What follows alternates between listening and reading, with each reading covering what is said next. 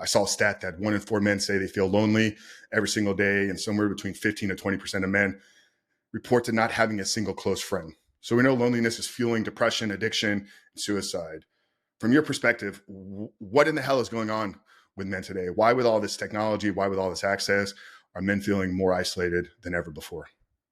Yeah, thanks for the question, Frank, and happy to be here. There's a bunch of different directions we can take this, so let's lean in and see where we get to. I think first and foremost, men are in a very tricky position. I'm speaking a lot from the American perspective, although I think it goes global, is a lot of guys I connected with, myself included, are feeling this sense of simultaneously being told to shut up and step up at the same time. I think there's an element of, you guys had your chance, you've been kind of running the world, men are the source of a lot of problems, so shut up and get out of the conversation. And at the same time, in our intimate relationships and our communities, it's like, step up. Like, there's too much toxic masculinity. You need to be better, like be this strong man, but also be in touch with your emotions and X, Y, and Z. And it's a hard position because there's very few models out there for a lot of guys of what a healthy modern man actually looks like.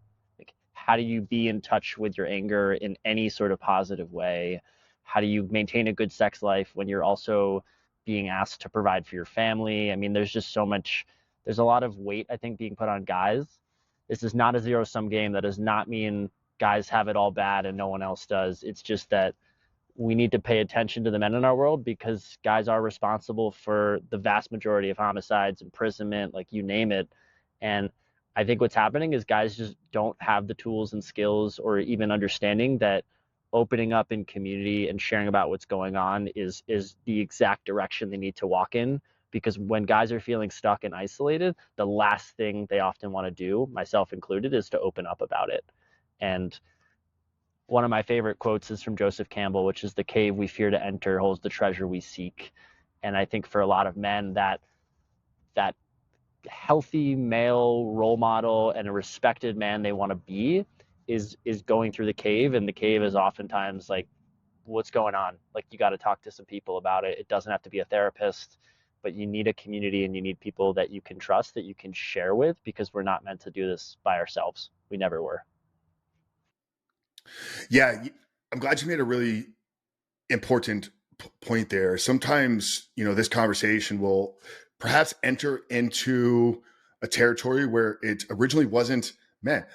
Like, the intent behind today's conversation is to speak to the man out there that is looking to elevate and level up in his life. We say the mission of the Superman Life is to help guys level up in the 5 key areas of their life. I talk about faith, fitness, finance, family, and freedom. If somebody doesn't believe in that worldview and they're hearing this, obviously they're going to have an idea that we're speaking against something that is their specific worldview. And I think sometimes what you said there, it's like people say men don't need to be told to seek the helps. It's not just about helping men. This podcast is about helping men. So here from the beginning, if you don't believe and buy into that, I'm very happy for people to click away. But we do want to help and serve the men out there that are looking for it. I'm curious, because you said that they're getting kind of these two conflicting talking points: shut up, speak up.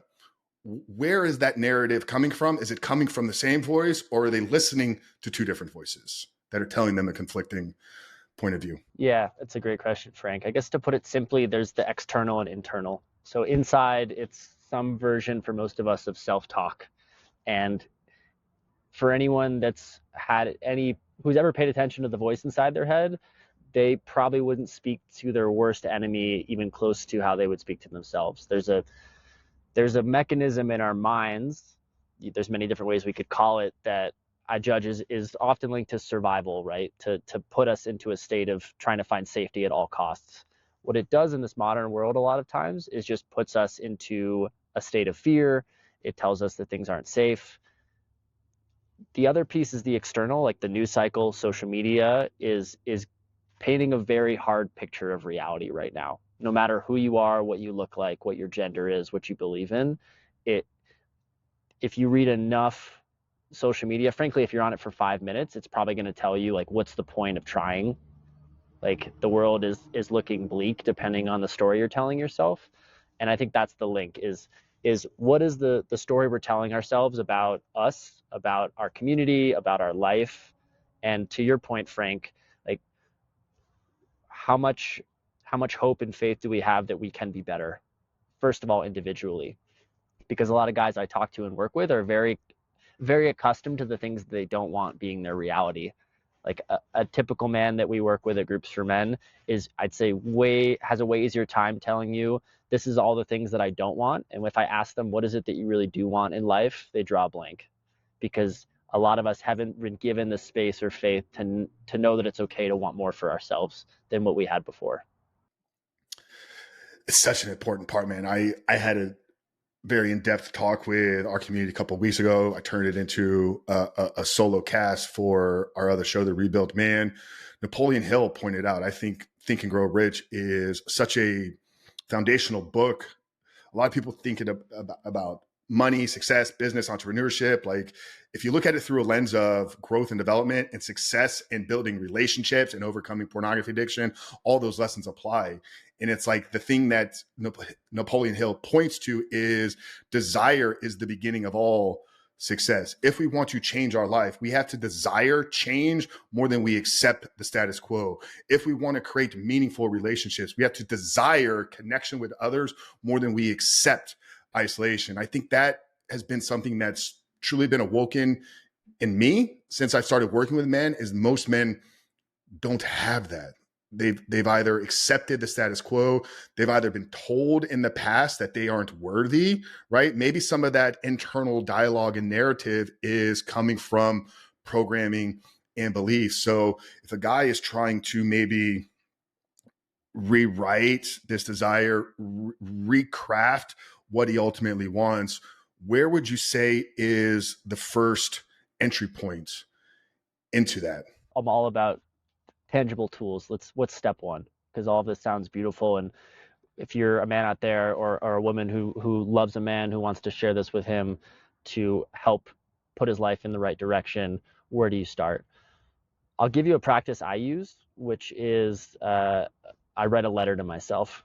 I do this on 90-day cycles. It's linked to manifestation, which is a beautiful concept in word, and it's also like a lot all around social media, and I think hard to actually understand. Essentially, what I do is on a 90-day cycle, so every 3 months, I close my eyes and I pretend I'm myself 3 months from now.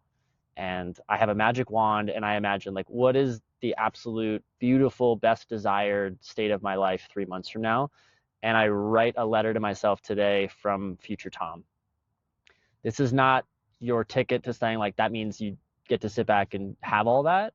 And it's not even about sort of being attached to that happening, but it's about letting yourself dream. So today is, we're in mid-September. We're looking at October, November, December. So around the holidays before Christmas time, I imagine, what would my ideal life feel like when I wake up? How do I feel about what I'm doing? How much money is in the bank? How often are my partner and I having sex? What's my physicality feel like? Uh, how do I spend my free time? If I go get like, how often do I go get a massage or take care of myself? Whatever it may be for you. How much do you visit family? And I write that down.